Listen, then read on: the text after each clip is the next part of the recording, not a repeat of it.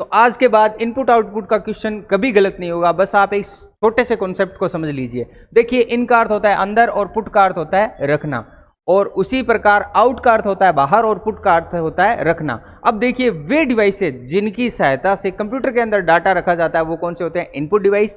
और जो इनपुट किया गया डाटा है उस पे कंप्यूटर प्रोसेसिंग करने के बाद में जो हमें प्राप्त होता है वो होते हैं आउटपुट। अब देखिए कैसे, अब समझिए, जैसे अब आपके क्वेश्चन आएगा कि ये जो कीबोर्ड है वो कौन सा डिवाइस है, तो आपको करना क्या है? आपको बस इतना पता करना है कि इस कीबोर्ड की सहायता से अपने डाटा कंप्यूटर के अंदर रख रहे हैं या कंप्यूटर के अंदर रखा हुआ डाटा प्रोसेसिंग होकर हमें बाहर मिल रहा है। अब देखिए, यहां से अपने ए प्रेस करें तो ये जैसे कंप्यूटर की स्क्रीन है, इसके अंदर ए इनपुट हो रहा है। हमें पता है कि अपने प्रेस बाहर कर रहे हैं और डाटा क्या अंदर इनपुट हो रहा है, तो ये कीबोर्ड कौन सा होगा?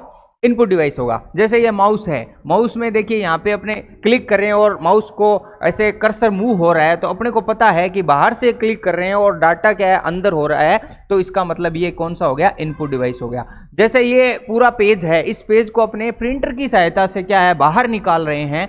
अपने को पता है कि अंदर का डाटा हमें बाहर प्राप्त हो रहा है और किस डिवाइस की सहायता से? प्रिंटर की सहायता से। तो ये प्रिंटर कौन सा डिवाइस हो जाएगा? ये आउटपुट डिवाइस हो जाएगा। तो आपको करना क्या है? बस इतना कॉन्सेप्ट समझना है कि कौन से डिवाइस है जिनकी सहायता से हमें डाटा अंदर कंप्यूटर के अंदर रख रहे हैं या प्रोसेसिंग किया हुआ डाटा अपने बाहर प्राप्त कर रहे हैं।